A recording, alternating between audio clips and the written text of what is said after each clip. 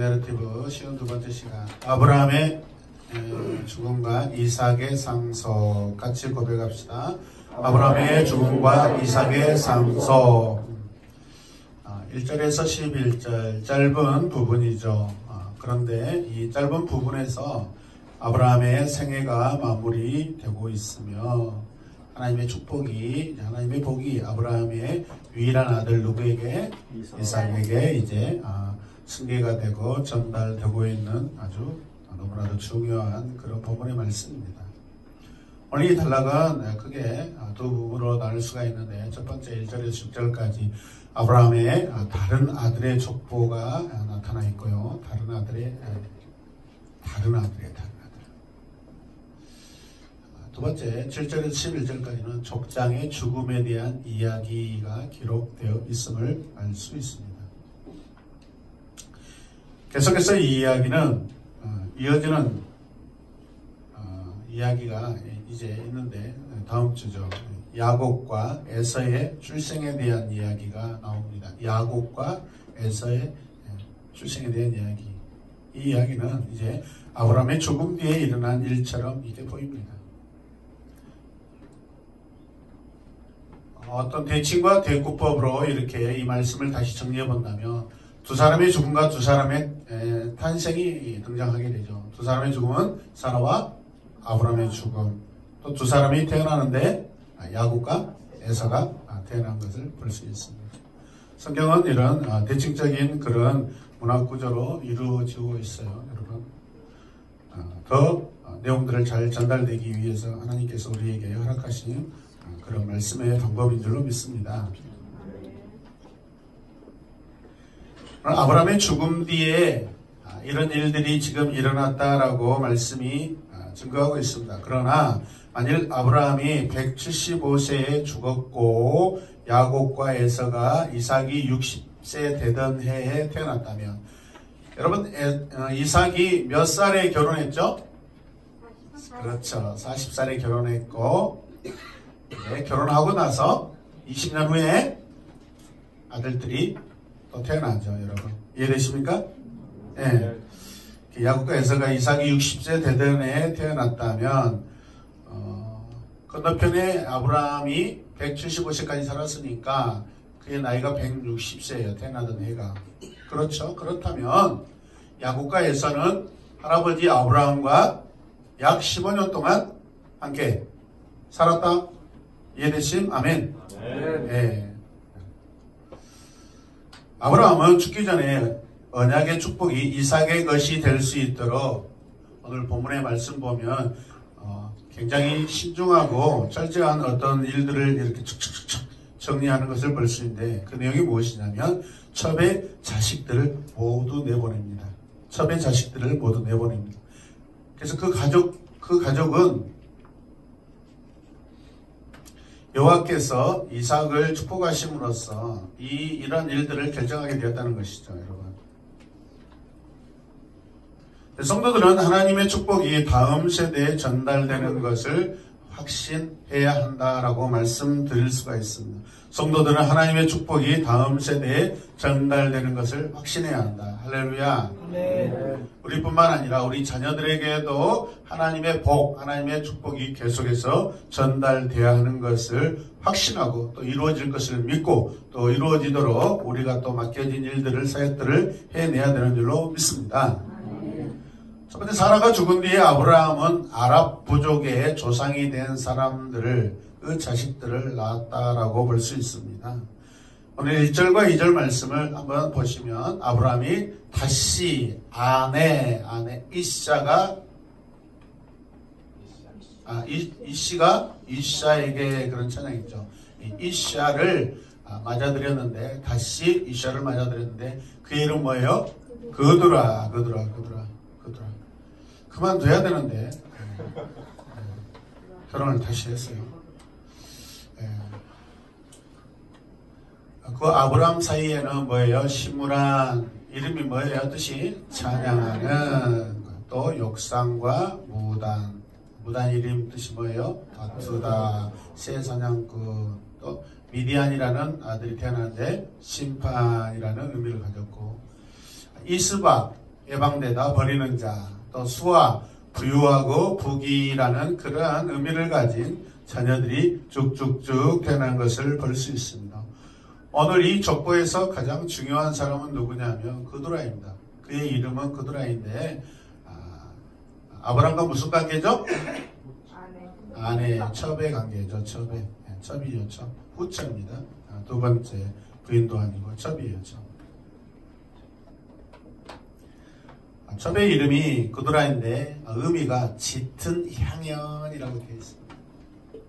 뭔가 농도가 짙고 끈적끈적하고 뭔가 입술에 붉은빛이 맴돌고 지난번에 저와 같이 눈두덕에 빛나는 그런 화장도 바르고 입술도 이렇게 꺼져가지고 수술할 필요가 없이 굉장히 매력적이다라고 그렇게 느껴지는 그런 여인입니다. 아마도 하나님께서는 아브라함에게 이렇게 생식의 그 은혜를 주셨는데 그 생식의 그 에너지가 더 아직 많이 남아 있었던 것 같아요. 그럼에도 불구하고 과연 아브라함이 결혼을 했어야 되는가 안 했어야 되는가? 저는 이 결혼이 약간의 실수가 있다고 생각합니다. 약간의 억지가 있었다고 생각합니다. 짙은 향연이라는 것은 아마도 이 여인이 돈 많은 영감님 아마 눈에 탁 집어넣었다가 아마 찾아와서 입술을 바르고 눈도 바르고 귀걸이도 좀 하고 아마 이렇게 했지 않았을까 생각해요. 자식들이 많이 태어났어요. 이 자식들이 어느 민족의 조상들이에요? 아랍 민족의 조상들이 됩니다. 이 자손들 중에는 대대 이스라엘을 대적하는 특히 미디안과 같은 그런 족속들이 또 있고 나중에 아수르라는 아주 이스라엘을 괴롭힌 민족의 민족들이 또 태어납니다. 이렇게 보면 이 결혼이 온당하지 않은 결혼인 것 같아요. 그럼에도 불구하고 많은 자식들이 태어났는데 그 자식들을 통해서 하나님은 세상에 또 새로운 인류들을 형성하시는 것을 볼 수 있습니다. 사람은 실수했지만 하나님은 그 사람들을 통해서 또 새로운 일을 이렇게 하시고 또 허락하시는 그런 모습들, 그 안에 인간의 연약함도 많이 나타나고 있다라고 볼 수 있습니다. 이런 의미들이 조금 이따가 설명을 하도록 하겠습니다.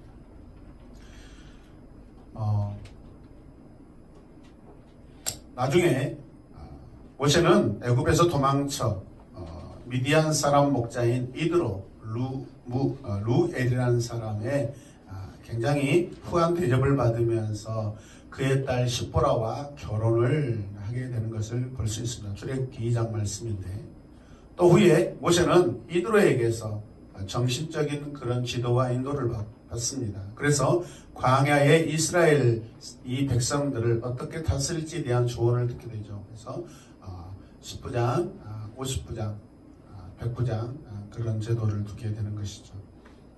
사사기에 넘어가면은 이 미디안 족속이 금속을 굉장히 잘 다루는 그런 사람들이다라고 우리에게 알려주고 있고요. 특별히 그들이 이 미디안, 그러니까 모세의 장인이 미디안 광야에 살고 있는데 그들이 미디안 땅에 살고 있는 것이죠. 근데 그들이 족속을 조사해 보면 겐 족속이라고 나옵니다. 겐 족속. 광야 안에 숨어있는 하나님을 섬기는 그런 백성들입니다. 자, 그렇다면 처음부터 이 미디안 이 사람들이 나쁘다라는 것은 아니죠. 여러분. 하나님을 섬겼던 사람들인데 그렇죠. 아브라함에서 부인을 통해서 이렇게 흘러갔으니까. 그 안에 인류들이 번성하면서 악한 그런 종자들도 많이 나타났었을 것이고 그 안에 또 아주 고품격으로 하나님을 섬기는 자들도 숨어 있었다라고 우리는 볼 수 있습니다. 아멘. 아멘. 자, 창세기 25장 3절 말씀을 다시 보겠습니다. 자, 보세요. 욕사는 스바와 드단을 낳았다. 스바는 맹세하다. 드단은 낮은 지방이라는 이름의 의미를 가지고 있습니다. 드단은 자손에게서 아수르 사람 나오죠. 그 다음에 루두시 누드시가 무슨 뜻이에요? 두들겨 맞은, 핍박받은. 누구한테 말했을 것 같아요? 내가 봤을 때는 아수르한테 말했어요. 아수르는 엄청 강한 민족이고 싸움을 잘하는 민족이거든요. 아멘. 그 다음에 루음미라는 루음미, 민족이라는 의미를 가지고 있습니다. 사람들이 갈라져 나왔다. 사람들이 굉장히 많이 퍼져나갔다. 그래서 아마 그의 이름이 아마 이렇게 민족이라는 시조의 이름이 아마 주어졌을 거라고 생각합니다. 할렐루야. 오늘 본문 안에 보면 미디안은 5명의 자녀를 낳았음을 봅니다. 많은 자녀들을 두었다라는 의미이죠. 자, 그래서 아브라함은 많은 민족의 아버지가 될 것이라는 그 약속이 어찌됐든 이삭을 통해서도 이루어질 것이지만은 먼저 파단 아람에 있는 아브라함의 동생 그 가족들을 통해서 하나님이 많은 민족들을 이루어 주셨죠. 그렇죠? 그 다음에 언약의 직접적인 축복의 자손은 아니지만 후처에게서 비록 자녀들이 나왔지만 많은 자녀들이 이렇게 일어나서 열방 가운데 모든 민족 가운데 다 흩어져 가게 되는 것을 우리가 볼 수 있습니다. 이것은 하나님께서 아브라함에게 모든 민족, 많은 민족, 열국의 열방의 아버지가 될 것이라는 그 말씀이 성취되고 있는 그러한 현장이라고 말씀드릴 수가 있습니다. 할렐루야. 자, 1차적으로 미디안의 자녀이고 2차적으로는 그드라의 손자들이고, 그러나 전체적으로 보았을 때 이 모든 사람들은 누구의 후손들이에요? 아브라함의 후손들입니다. 이해되시면 아멘? 네, 그래서 아브라함의 후처 그드라의 자녀들이지만 아브라함의 자녀들이라는 것이죠. 직간접적으로 하나님의 말씀이 이렇게 계속해서 성취되고 있는 것을 볼 수 있습니다.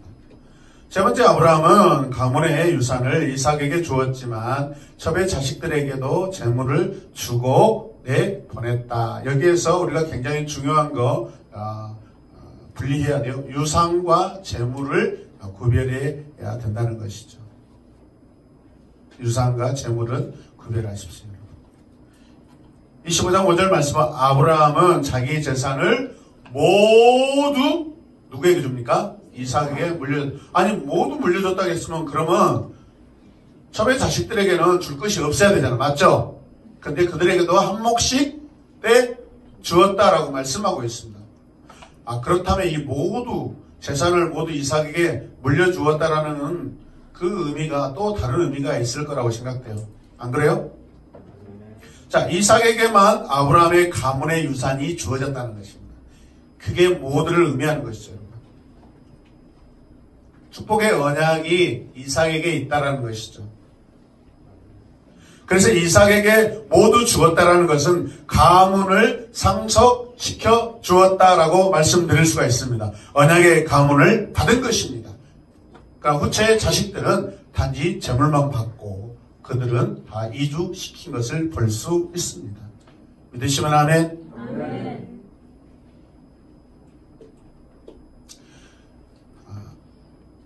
우리 조상들 대한민국도 마찬가지입니다. 여러분 많은 자식들이 있죠. 그 중에 여러분 장자에게는 두 몫을 주죠. 여러분. 그리고 그것뿐만 아니라 아버지의 그 리더십, 가문의 어떤 명맥이 이어진 것을 그 큰아들에게 주어져 있습니다. 할렐루야. 나머지 자식들은 다 이렇게 또 버침 싸서 이렇게 집을 지어서 내보내든지 하죠. 다른 자식들에게도 나눠줬지만은 이 큰아들에게 다 주었다라고 표현할 수 있는 것은 무엇이냐면 가문의 승계가 이루어져 있다. 가문의 모든 여러분 그 약속들이 이 큰아들에게 특히 이삭에게 있다라는 것을 표현하고 있는 그런 말씀입니다. 이해되십니까? 아브라함은 하나님께서 계획하신 그대로 이삭에게 축복이 전달대로 책임을 다하고 있음을 볼 수 있습니다. 이렇게 아브라함이 이삭에게 모든 재산과 모든 가문의 언약의 모든 약속들을 이삭에게 물려주는 것은 어때요? 아브라함이 마땅히 해야 될 일을 지금 잘 감당하고 있는 거예요. 이것은 하나님께서 말씀하시는 그런 약속의 행위들이죠. 이해되십니까? 그렇다면 아브라함은 굉장히 첩의 자식들도 있는데 이삭에게 이렇게 하는 것은 되게 노골적인 거예요. 여러분. 직설적이고 노골적입니다. 여러분. 그 자식들이 모르겠어요. 때로는 왜 이래 우리 아버지 아브라함 왜 그래 아무리 우리가 후체의 자식이라고 저럴 수가 있어. 분명히 그렇습니다. 그들 앞에서 노골적으로 너희들도 물질을 주지만 그래 이삭은 특별한 내 아들이야 라고 노골적으로 아브라함이 그 자식들 앞에 다 선포하고 이렇게 보내는 것을 볼 수 있습니다. 할렐루야. 이건 믿음의 담대함입니다, 여러분. 하나님의 약속을 그대로 시행하고 있다라고 볼 수 있습니다. 6절 말씀 같이 읽읍시다. 시작. 젖들에게서 얻은 아들에게도 한 몫씩 나누어 주었는데 그가 죽기 전에 젖들에게서 얻은 아들들을 동쪽 곧 동방쪽으로 보내어서 자기 아들 이삭과 떨어져서 살게 하였다. 동쪽 곧 동방 땅으로 보내어서 떨어져서 살게 하였다. 아멘. 하나님은 노골적으로 아브라함을 통하여서 자기 백성에게 복을 주십니다. 때론 노골적으로 심판도 하십니다. 복도 주시지만은 심판도 노골적으로 하시는 분이 하나님이셔요, 여러분. 할렐루야. 복만 기대하지 마세요, 여러분. 우리가 어떤 하나님의 약속을 거스릴 때 우리에게도 하나님이 노골적으로 여러분 책임을 묻습니다. 노골적이라고 할 때 하나님이 속마음을 자기 자녀에게 의도적으로 비추어 내신다라는 그런 뜻이죠. 동쪽 곧 동방 땅으로 보내어져서 자기 아들 이삭과 떨어져서 살게 하였다라고 말씀하고 있는데 우리가 잘 아는 것과 같이 이 동쪽은 구원과 관련된 방향이고 지역입니다, 여러분. 그 의미를 가지고 있어요. 동쪽은 구원을 상징하고 복을 의미하는데 동쪽에서 왔다라는 건 뭐예요? 구원과 복이 인컴. 그 다음에 동쪽으로 나갔다라는 거, 구원과 복이 아울렛. 사라져버렸던가 없어졌다라는 그런 뜻이죠. 그래서 성막과 성전의 문이 동쪽에 오직 하나밖에 없어요, 여러분. 그 의미는 뭐죠? 구원의 문은 오직 하나, 동쪽에 있어요. 동쪽에서 들어오면 구원을 받는 것이고 자녀가 되는 것이고 백성이 되는 것이지만 그 문을 통해 나가버렸다. 어때요? 복을 상실하고 아니면 하나님을 외면하고 나가버린 그런 의미를 가지고 있다는 것을 믿으시길 바랍니다. 동쪽 곧 동방 땅으로 보내어서 자기 아들 이삭과 떨어져서 살게 하였다라고 하는데 이 말씀이 우리에게 굉장히 중요한 교훈을 가지고 있습니다. 하나님께서 그들의 자녀들은 동쪽으로 보내십니다. 이삭하고 떨어져 지내게 하시려는 마음이죠. 의도적으로 노골적으로 하나님께서 이렇게 하십니다. 그 속마음의 의도는 언약의 자녀와 구별시키는 것을 볼 수 있습니다. 여기서 동쪽이라는 것은 샬라흐, 다시 샬라흐. 짧게 하면 샬라. 보내다, 뻗치다, 쫓아내다, 내보다 샬라 가버려. 샬라 잘가. 괜찮아요. 성도들은 이 땅에서 장차 죽을 것이고 이 땅에서 반드시 죽습니다. 우리 반드시 죽습니다. 이 땅에서. 아멘. 그래서 아브라함은 자신들 가운데 시작하신 하나님의 그 사역이 그분이 원하시는 대로 하나님의 뜻이 계속 이어지도록 하나님이 보장하셔요, 여러분. 이 일은 그들의 자손을 통해서일 수도 있고 혹은 다른 수단을 통해서도 하나님의 약속이 이루어질 수도 있습니다.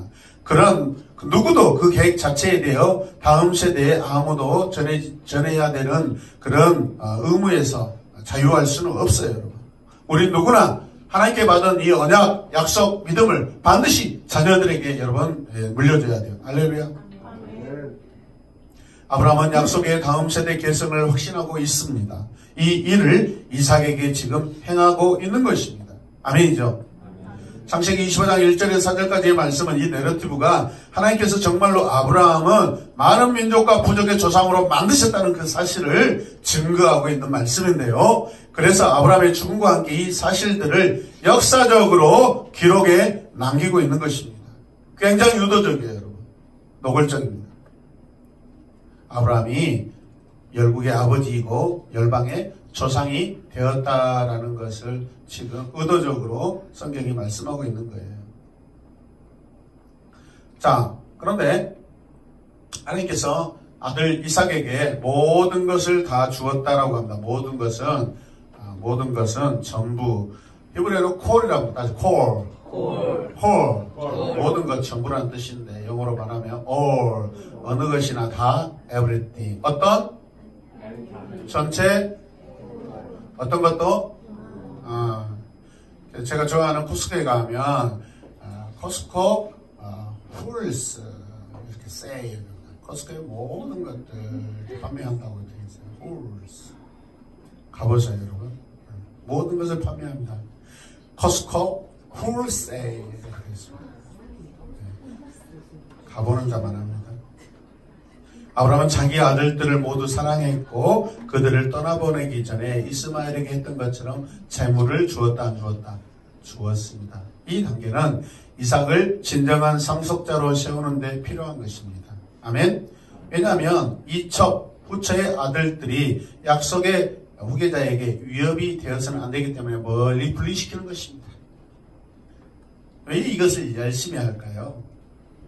아주 오래전에 아브라함에게는 트라우마가 있었죠. 누구였죠? 이삭과 이스마엘의 그 불편한 그 관계의 교훈을 잊지 않겠다. 따라서 내가 알아. 당해봐서 알아. 네. 그래서 지금 다시는 이런 전철을 밟지 않도록 이렇게 하고 있는 거예요. 이해되십니까? 누구보다 내가 안다. 여기까지가 아브라함의 마지막 사역이에요. 여기까지가 아브라함이 이 땅에 사는 날 동안 했던 하나님의 사역이었습니다. 아브라함의 사역이 이제 마무리가 되었습니다. 아브라함 바이바이. 같이 고백해요. 아브라함 바이바이. 네. 이제 두 번째 부분은 7절에서 11절까지 말씀인데 아브라함의 죽음에 대한 이제 구체적인 이야기를 정리해 줍니다. 살아있는 이야기와 죽은 후의 이야기가 분리되어 있는 것이 구분되어 있습니다. 자, 그렇다면 이 단락이 아브라함의 후손에 대한 보고를 그의 죽음과 장사 지냄에 대한 그 알림이고 연결시켜주는 족장의 승계의 이야기입니다. 하나님께서 이거 역시 의도적으로 노골적으로 지금 이렇게 기록하게 하시고 이렇게 이 일들 다 진행하게 하셨습니다. 믿으시면 아멘. 비록 많은 부족들이 아브라함의 후손이라고 정당하게 주장할 수 있겠죠. 이 흩어진 후처의 자식들도. 그러나 오직 하나님은 한 계보만을 언약의 정통으로 보시고 계십니다. 아멘. 누굽니까? 이삭을 통한 계보들이죠. 아멘. 오늘 청소년 주일학교 때 누가 나왔죠? 룻의 남편? 보아스. 친절한 보아스. 보아스, 오벳, 이색, 다윗 왕으로 그리고 다윗의 그 후손에서 그리스도 예수께서 오심을 볼 수 있습니다. 아멘. 보아스 위에는 또 누가 있어요? 여러분 라합이라는 예전에 누구죠? 또 이방 여인인데 그가 또 이스라엘의 정탐꾼들을 숨겨줘서 하나님께서 그들에게 붉은 줄을 내려서 예수 그리스도를 상징하는 붉은 줄을 내려서 그들을 도와준 것을 하나님이 의로보시고 그 여인을 이방 여인이지만은 예수님의 조상으로 삼아주십니다. 할렐루야. 아멘. 그런 이야기가 오늘 비슷하죠. 자, 비록 신실한 성도들이 이제 죽더라도 누구를 말합니까? 아브라함을 말하는 거죠. 세상을 복주시려는 하나님의 계획은 계속해서 진행됨을 우리는 알 수 있습니다. 그래서 아브라함은 하나님의 축복으로 부자가 되었다가 평안히 죽음을 맞이하고 있다라고 볼 수 있습니다. 아브라함의 인생을 가만히 들여다보면 뭐가 보여요? 하나님께서 복을 주셔서 그 복을 누렸던 자입니다. 아브라함의 인생을 계속해서 자세히 들여보면 들여볼수록 하나님의 복만 가득 볼 수 있습니다. 아멘. 제가 여러분의 인생을 보더라도 여러분의 인생에 그 많은 것들이 있다 할지라도 하나님의 복주심, 하나님의 복을 받고 살아가는 여러분의 모습이 더 많기를 원합니다. 아니요, 그게 전부이기를 원합니다. 또한 하나님께서 복을 주셔서 평안히 이제 죽음을 맞이하게 되었음을 볼 수 있습니다. 그렇다면 아브라함의 인생은 하나님을 빼놓고는 설명할 수 있는 것이 아무것도 없다라는 것이죠. 믿습니까? 맞습니까? 7절에서 8절 상반절까지 말씀을 같이 보십시다. 아브라함이 누린 횟수는 모두 175회이다. 아브라함은 자기가 받은 목숨대로 다 살고라고 되어 있습니다. 자, 아브라함은 자기가 받은 인생의 횟수가 얼마라고요? 175세. 맞습니까? 예. 맞으면 예 하시고 아니면 아니라고 해주세요. 예. 사람이 죽는다는 것을 하나님께서 받은 횟수를 누리고 사는 것을 말하고 있습니다. 맞습니까? 내 인생이라는 것은 내가 하나님께 받은 목숨이라는 거예요. 아, 이 인생이 무엇인가? 삶이 무엇인가? 아, 그것을 오늘 이 구약에서 놀랍게 인생과 죽음을 굉장히 정확하게 디테일하게 요약해 주고 있는 것을 우리는 볼 수 있습니다. 죽음이 무엇인가를 알 수 있는 이 대목입니다. 여러분, 우리 인생 하나님께 받은 목숨입니다. 우리는 죽음이라는 것을 이렇게 정의할 수 있습니다. 이게 정상적인 사람의 죽음입니다. 아브라함의 죽음은 이 세상의 사람들이 죽는 죽음의 가장 모델입니다. 할렐루야! 아멘.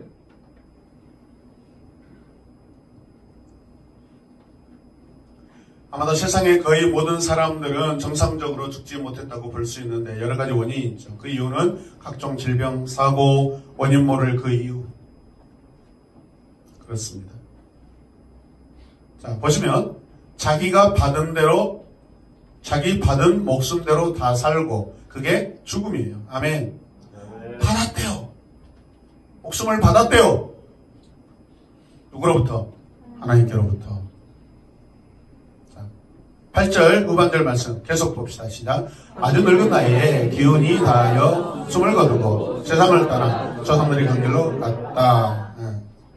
죽음이라는 게 뭐였죠? 자기가 받은 목숨대로 다 사는 것이 바로 죽음이에요. 자, 오늘 8절 후반절은 아브라함이라는 사람을 통해 죽음이 무엇인가를 다시 한번 우리에게 잘 보여주고 있는데 이 죽음이 뭐예요? 첫 번째 기운이 다하였다는 것이죠. 기운이 다하였어요. 생명의 힘, 에너지가 없어졌다는 거예요. 생명의 기운이 사라져버렸어요. 더 이상 없어요. 두 번째는 뭐예요? 숨을 거두었다가 죽음이에요. 호흡이 끊어졌다는 거예요.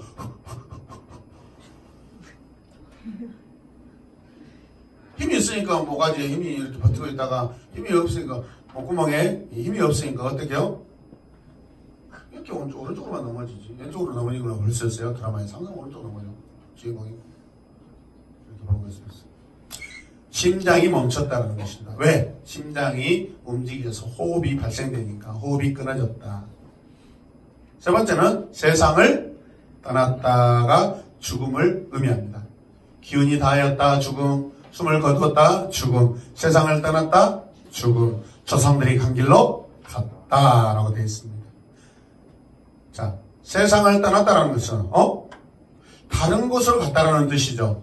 이 세상 아닌 또 다른 세상이 있다 없다? 있다라는 것이죠. 그런데 땅에서 이제는 다른 세상이니까 정반대인 하늘로 간 거예요. 아멘. 네 번째, 조상들이 간 길로 갔다라는 것은 모든 사람들이 갔던 길로 갔다라는 거예요. 모든 사람이 다 갔어요. 우리 할아버지도 갔고, 중조 할아버지도 갔고, 고조 할아버지도 갔고, 시조 할아버지도 갔고, 그 다음에 다 갔습니다. 아브라함 이후에 모든 사람들은 다 갔어요. 적어도 나보다 먼저 태어나서 사신 분들은 다 우리 조상인데, 그 조상들이 간 길 어디로 갔을까요? 세상을 떠나 하늘로 갔죠. 모든 사람은 조상들이 간 길로 갑니다. 영집사님, 조상들이 가신 길로 가야지 안 따라가면 안 됩니다. 그죠? 하늘로 다 올라가셨어요. 거기 가서 심판을 받았든지 위의 심판을 받았든지 그죠? 죄의 심판을 받았든지 땅에 계속 있지 않다 이 말이죠. 아멘입니까? 모든 사람은 다 죽습니다. 이해되시면 아멘. 믿으시면 아멘. 아멘. 이 시간, 이 죽음이 이해되시는 분들 다시 한번 아멘. 아멘. 죽음이 뭐예요? 기운이 다한 거예요. 숨을 거둔 거예요. 세상을 떠난 거예요. 조상들이 간 길로 간 것이 죽음이에요, 여러분. 아멘. 아멘. 그래서 이삭과 이스마엘에 의해 막벨라 굴에 장사되었음을 볼 수 있습니다. 누가요? 아브라함이. 거기 안장했다. 장사했다. 카바르였다랍니다. 카바르.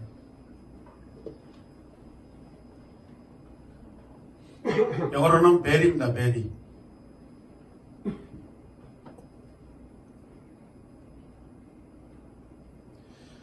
8절 말씀 보면 그의 아들 이삭과 이스마엘이 그를 막벨라 굴에 뭐했다? 안장했다라고 말씀합니다. 그 굴은 마므레 근처 햇사람 소알의 아들 에브론의 밭에 있다라고 하죠. 아브라함이 자신과 후손들을 위해 과거에 정말로 기도하고 기지를 발휘해서 마련한 여러분 언약의 공동묘지입니다. 같이 가겠습니다. 언약의 공동묘지. 아멘. 그냥 죽음의 묘장지가 아니에요. 하나님의 언약의 사람들이 기념되는 그 공동묘지예요. 하나님을 믿고 따른 사람들이에요. 거기에는 본처만 들어와 있어요. 부처들은 들어오지도 못해요. 라헬이 야곱에게 그렇게 사랑받지만은 여러분 라헬은 들어가지 못해요. 레아만 들어갑니다. 왜? 언약의 중요성 때문에. 아멘입니까? 정통성 때문에. 그래서 모두가 언약의 조상이 되었고 믿음의 조상이 되었습니다. 그래서 그들은 묻힌 것이 어디요? 언약의 공동묘지에 묻혀 있는 것이죠.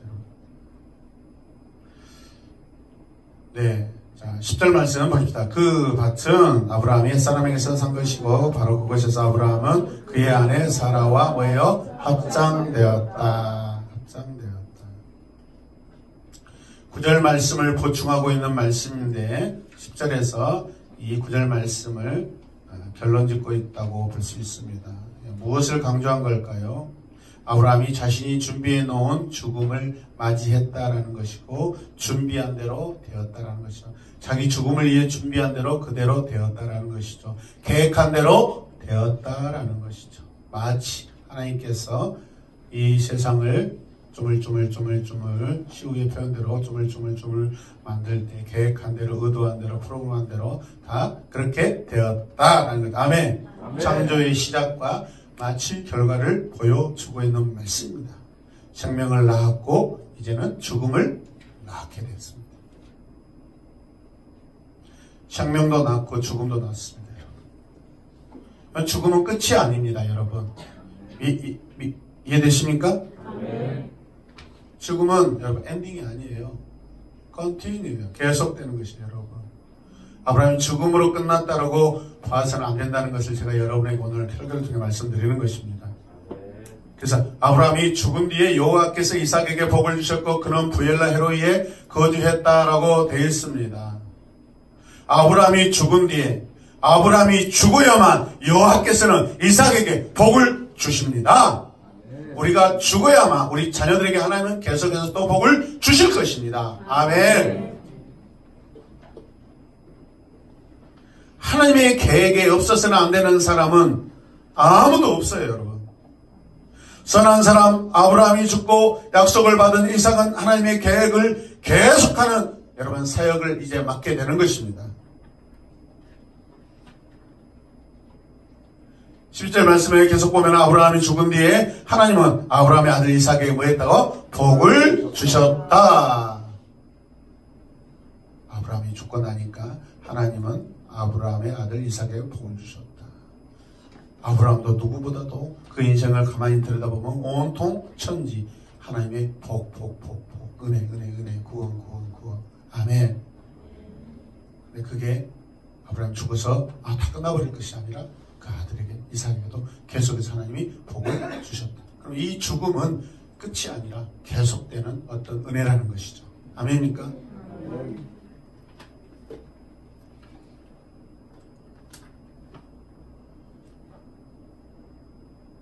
그때 이삭은 어디가 있어요? 부엘라 헤로이 근처에 살고 있었다라고 나와 있습니다. 오늘 말씀 안에서 복을 주셨다 할 때 이 복은 바라크, 베레크라는 그러한 동사이죠. 우리가 잘 알다시피 우리 하나님께 받은 복이 뭐예요? 그 하나님 앞에 무릎 꿇을 수 있는 거예요. 축복을 받고 축복하는 거예요. 복을 받고 복을 비는 것이 여러분 그게 진정한 복이에요. 우리가 복이 있어야 복을 주는 것이죠. 나눠주는 것이죠. 복도 없는데 복을 빌어줘요? 말도 안 돼. 받은 복이 있어야 빌어줄 수 있는 것이에요. 여러분. 아멘입니까? 하나님 앞에 우리가 무릎 꿇는다는 것은 복 있는 자예요. 아멘. 그 은혜와 기쁨이 넘쳐나게 있기 때문에 하나님 예배하고 찬양할 수 있는 줄로 믿습니다. 여러분 바라크하시길 바랍니다. 여러분 옆에 분들에게 당신은 바라크입니다. 시작. 네. 아브라함은 175세에 이제 죽어 자기 조상에게로 돌아갔습니다. 즉 그는 살아있는 사람의 땅을 이제 떠났습니다. 아브라함의 아들 이삭과 그의 아들 야곱과 에서가 아브라함을 막벨라 동굴에 장사 지내기 위해 모였습니다. 할아버지 아브라함을 장사하기 위하여 아버지 이삭과 함께 야곱과 에서가 지금 있습니다. 맞습니까? 같이 읽읍시다. 죽음은 하나님의 축복을 위한 인간의 남아있는 노력 가운데 정신을 가장 차리게 하는 핵심입니다. 아멘.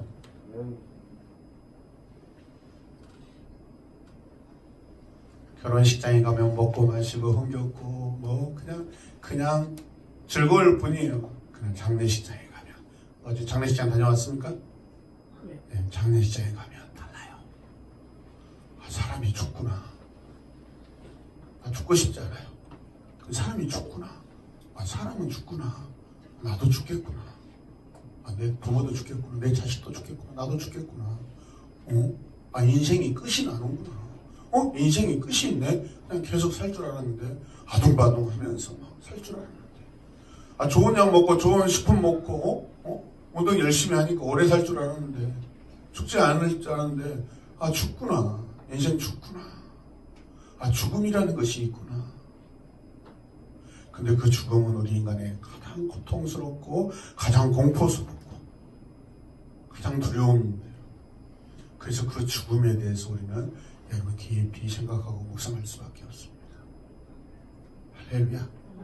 그 죽음은 우리가 앞서서 이미 다 우리가 죽음이 무엇인가 그걸 말씀드렸습니다. 할렐루야. 그래서 이 죽음은 우리 인생 가운데 가장 정신 차리게 하는 핵심적인 사건입니다.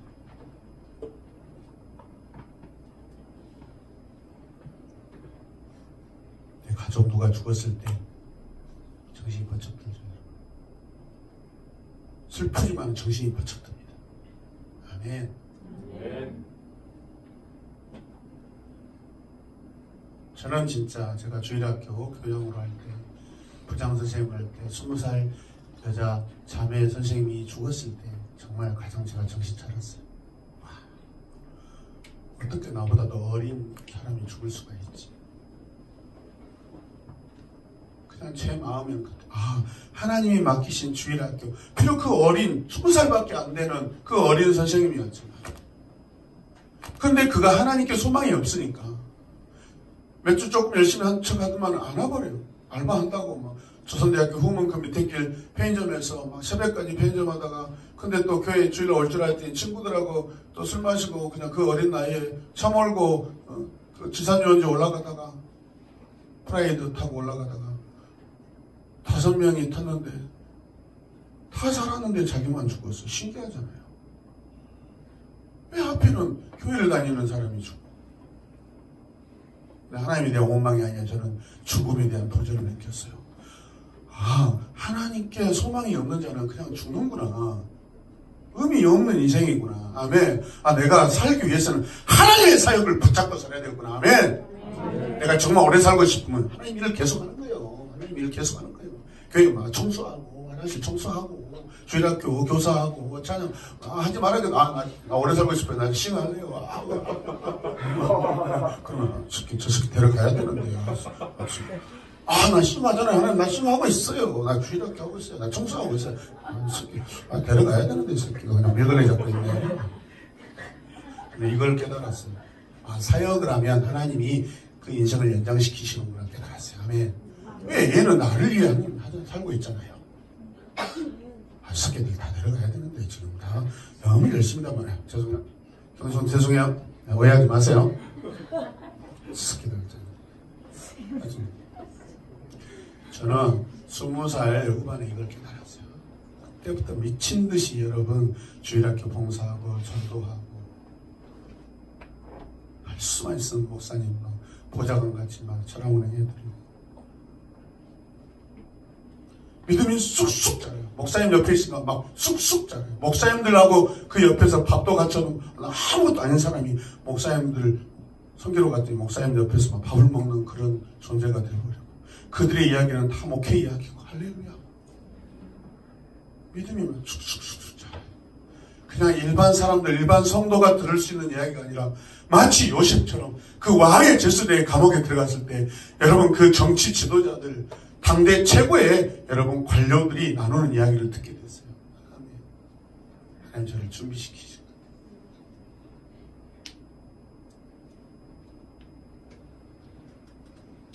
그러니까 지금도 뭐 미친 듯이 열심히 하는 거예요. 저를 뭐라고 하지 마세요. 나 죽기 싫어서 그런 거예요. 데려가야 되는데 열심히 하네. 같이 고백해봐요. 저 데려가야 되는데 열심히 하네요. 주님의 사역을 붙잡으시고 있다. 그래서 이런 말이 있어요. 사명자는 죽지 않는다. 사명자는 죽지 않는다. 그 사명이 끝나기까지 하나님은 데려가지 않으세요. 모셔도 보세요. 사명이 끝나니까 데려가 버리잖아요. 눈도 멀쩡하고 육체도 멀쩡한데 아무리 건강한 자라도 그에게 하나님에 대한 사역이 없고 계획이 없으면 그냥 데려가는 거예요. 그냥 죽도록 허락하시는 거예요. 여러분. 이해되시면 아멘. 자녀들에게 사역을 시키세요. 사역을 붙잡게 하세요. 자식이 나중에 애매한 사고로 죽었을 때 가슴 치지 말고 하나님이 데려가시지 못하도록 하나님의 일을 시키는 현장에 두라 이 말이에요. 할렐루야. 아멘. 그게 우리 새로운 교회 아닙니까? 이번에도 하나님께서 우리에게도 사역을 맡기시잖아요. 우리보다 다 큰 교회, 건물교회. 우리 건물을 가지고 있는 것이 하나님에 대한 열정과 사역과 프로그램과 에너지가 우리 안에 있기 때문에 하나님이 그걸 쓰시는, 우리 호흡을 쓰시는 거예요, 여러분. 우리 생명을 쓰시는 거예요. 아멘. 내 기운을 쓰시는 거예요, 여러분. 그게 없어지면 죽음이잖아요.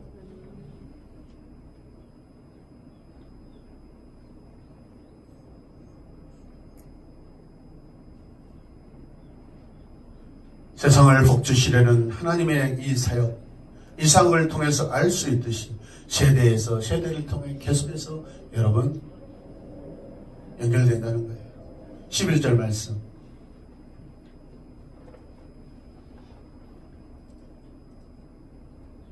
이 마지막 구절 10절 말씀을 통해서 이삭에 관한 두 가지 중요한 영적 교훈을 얻을 수가 있는데, 첫 번째는 뭐냐면 하나님께서 그에게 복을 주셨다는 거예요. 아멘. 아멘. 하나님께서 아버지 아브라함뿐만 아니라 다음 세대 이삭에게 복을 주셨다라는 거예요.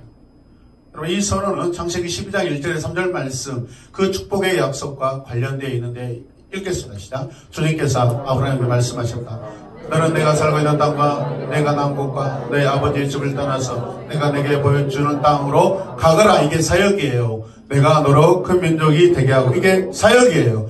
너에게 복을 주어서 내가 크게 이름을 떨치게, 이게 사역이에요. 너는 복의 근원이 될 것이다. 너를 축복하는 사람에게는 내가 너를 복을 베풀고, 너를 저주하는 사람, 아멘. 축복과 저주 다 이게 사역이에요. 내가 저주를 낼 것이다. 땅에 사는 모든 민족이 너로 말미암아 복을 받을 것이다. 너의 아들 이삭도, 이삭의 아들도, 이삭의 아들도 내가 계속해서 복을 줄 것이다. 아멘. 축복은 내러티브를 통해서 계속해서 드러나고 있습니다. 이 복은 이삭에게 전해졌습니다. 아브라함의 하나님께서는 또한 이삭의 하나님이 되실 것입니다. 이미 되셨습니다. 이미 이삭의 하나님이 되셨습니다. 어떻게요? 아버지 아브라함의 죽음을 통해서 그 복이 아들 이삭에게 지금 왔습니다. 아멘. 그렇다면 아버지 아브라함의 죽음은요, 복이에요. 아멘입니까? 두 번째, 이 이야기는 이삭이 부엘라 헤로이 근처에 거했다고 말한다. 부엘라 헤로이에 부엘라 헤로이 고쳐주세요. 하나님께서는 전에 여기서 하갈의 그 부르짖음을 들으시고 그녀를 구원해 주셨어요. 아멘. 그리고 이삭은 리브가를 기다릴 때 이곳에서 묵상하고 있었어요. 이삭은 오늘 아버지 아브라함이 받은 복을 가만히 앉아서 누릴 수가 없다라는 것을 깨달았어요. 가만히 앉아서 하나님이 주신 복을 누릴 수 없는 거예요.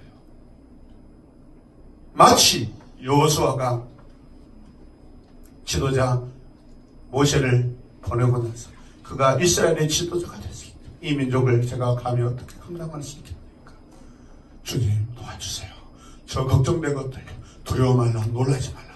내가 너의 하나님이 됨이라 말씀하셨어요.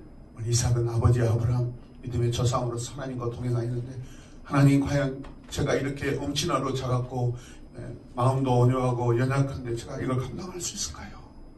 그래서 브엘라 엘로이 그 셈에 와서 하갈의 심정으로 기도하고 있어요. 아멘. 그리고 그 인생이 하나님께서 그에게 아내를 주셨는데 그때 그것을 기억하면서 모든 궁극, 모든 은혜는 하나님께로 온다는 것을 하나님을 붙잡기 위해서 브엘라 엘로이 그 셈에 와서 지금 살고 있는 거예요. 아멘입니까? 아멘. 나를 감찰하시는 자의 우물 브엘라 엘로임 하나님을 의지하고 있어요. 아멘. 전능하신 하나님을 붙잡고 있습니다. 비록 믿음의 아버지가 돌아가셨지만 그 복이 그대로 나에게 숨겨졌지만 그냥 가만히 앉아서 이 복을 내가 다 감당할 수 있는 것이 아니라는 거예요. 그럴수록 더 하나님 그 복이 내게 더 온전히 이루어지게 하소서. 내 기도함으로 묵상함으로 하나님 복이 헛되지 않게 내가 잘 할 수 있도록 지금 나를 불쌍히 여겨 주시옵소서. 이제 아버지 시대가 마감되고 저에게 이 시대를 열어주셨는데 제가 이 믿음의 시대를 잘 열어가게 하여 주시옵소서. 그래서 아브라함의 후손 중 4대 족장 중에서 가장 평탄하게 여러분 인생을 사역을 진행하는 사람이 누구냐면 이삭이에요. 이삭의 이야기는 이 네 사람 아브라함과 이삭과 야곱과 요셉의 이 네 족장 중에 가장 스토리가 작습니다. 그런 사건도 별로 없어요. 왜? 그는 순탄하고 순종하는 사람이었기 때문에. 그는 브엘라 엘로이 우물가에서 늘 기도하는 그 영적인 은혜가 있었어요. 할렐루야. 아멘. 여기서 우리는 또 한 가지 죽음이 주는 유익은 부모 세대가 떠나면 다음 세대는 자기에게 주어진 삶에 책임을 지고 사역을 해야 한다는 것입니다. 부모의 죽음은 자녀들에게 삶의 책임감을 맡게 되는 복을 받게 된다는 것입니다. 이삭은 다음 부분에서 이삭은 아이를 낳지 못하는 아내 리브가를 위해서 이거 브엘라 엘로이에 와서 기도합니다. 자기가 어떻게 결혼했는지 알잖아요. 결혼했는데 자식이 태어나지 않아요. 무려 20년 동안 태어나지 않아요. 그잖아요. 60에 야곱과 에서가 태어났다고 그러니까 40이 결혼했으니까 20년 동안 여기 결혼했는데 20년 동안 자식이 없는 분 계세요? 아직 전화할 사람이 20년 안 됐죠? 더 기다려야 될 것 같기도 하고 모르겠어요. 제가 내일 이 앞에 뚜껑을 열어낼 테니까 우물이라고 생각하면서 기도하시기 바랍니다. 냄새가 많이 나고 안 되고 저기 개천 옆에다 제가 굴을 하나 파겠습니다. 그리고 브엘라 엘로이 양수의 전하고 둘이 거기서 꼭 브엘라 엘로이 하면서 여러분 제가 삽으로 파도 넣을 테니까 거기서 브엘라 엘로이 하시길 바랍니다. 그런 마음으로 기도하셔야 돼요. 간절하게 기도해야 돼요. 간절하게 여러분 그 정도 가지고 안 돼요. 주여! 기도해야 돼요 여러분. 아멘. 신앙인들이 기도하지 않아요 여러분. 간절하게 기도하지 않아요. 적당하게 기도해요. 요즘 그래서 우리 자녀들 아침에 오면 기도시키는 거 봤잖아요. 왜? 우리끼리는 그래도 어느 정도 우리끼리니까 봐줄 수도 있고 허물도 이해해 줄 수 있어. 밖에 나갔는데 안에서 샘 바가지 밖에서도 샘 바가지. 큰일 나버려요. 세포교회 가는데 짜증나. 뭐해 새끼들 저 데려가야 되는데 쟤들 데리고 왜 왔어 목사님. 진짜 우리 애들이 더 잘하네. 자존심이 허락하지 않아요.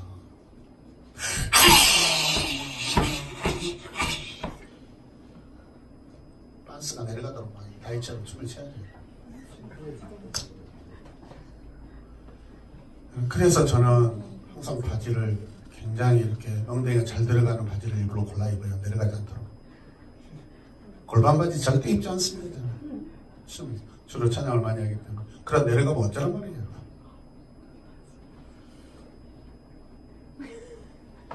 상상을 주요. 무엇을 위한 주예요? 김 목사를 따라오겠다는 거예요? Come on, baby. Together dancing. For God. God with us.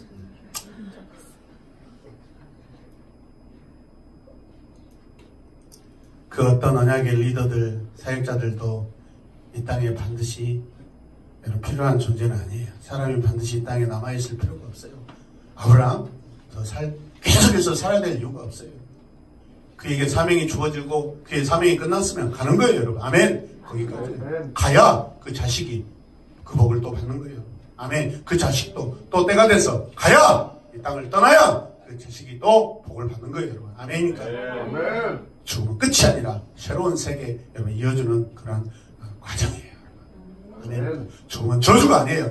건강한 죽음, 정상적인 죽음, 믿음의 죽음은 하나님의 축복이에요. 할렐루야. 아멘. 죽음을 두려워하지 마시길 바랍니다. 죽음이 두렵다면 하나님을 똑바로 섬기면 돼요, 여러분. 아멘. 아멘. 세상을 복주시려는 하나님의 계획은 세대에서 세대를 통해 계속 성장하고 확장될 것입니다. 따라서 하나님의 종은 하나님의 축복의 약속이 내 거야. 중단됨 없이 세대에서 세대로 이어지도록 자신이 할 수 있는 모든 사역을 다 감당해야 돼요. 아멘. 아멘. 늙어서 사라지는 육체가 아니라 달아져서 사라지는 육체가 돼야 돼요. 하나님을 위해서 여러분 사용하고 달아지다가 여러분 그렇게 죽어야지. 아멘. 아멘.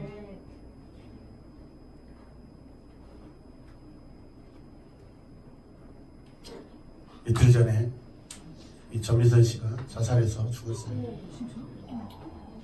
전라북도가 고향인데 전주 영화제에 와가지고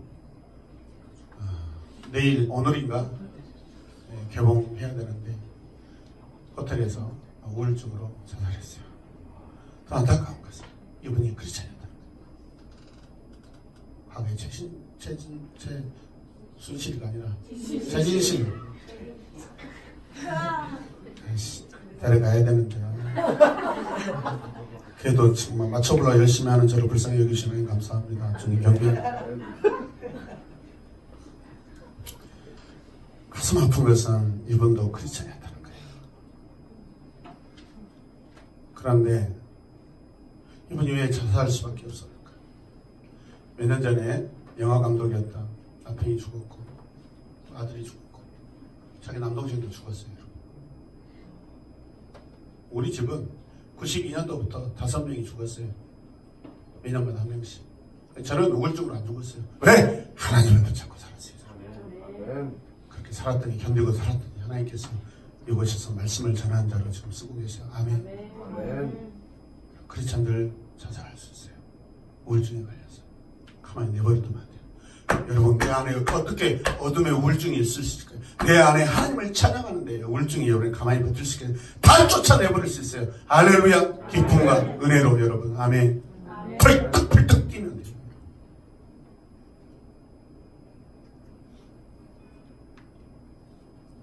아브라함의 죽음 뒤에 여호와께서 그의 아들 이삭을 축복하셨다로 오늘 말씀은 완성되고 마무리 짓습니다.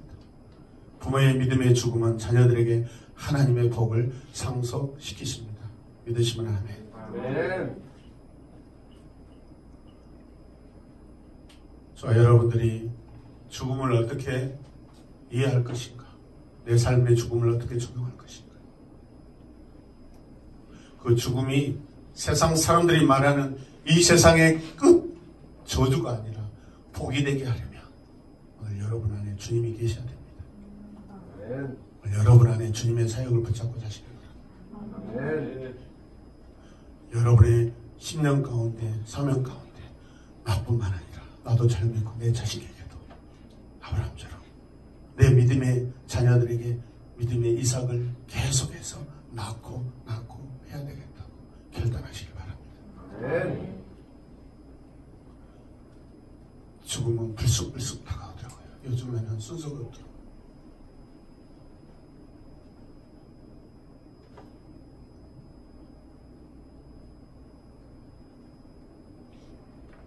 기도하겠습니다. 우리 우리 생명의 호흡 되신 하나님